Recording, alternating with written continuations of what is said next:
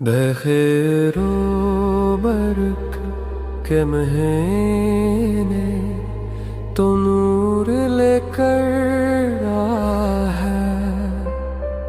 ان روحوں کو دھونے جن زندگی کے سفر نے تھکا دیا۔ تیری راتوں میں سجدوں کا سکون بستا ہے، اور گناہگار اپنے غفور رب کو پکارتا ہے، تب جنت کے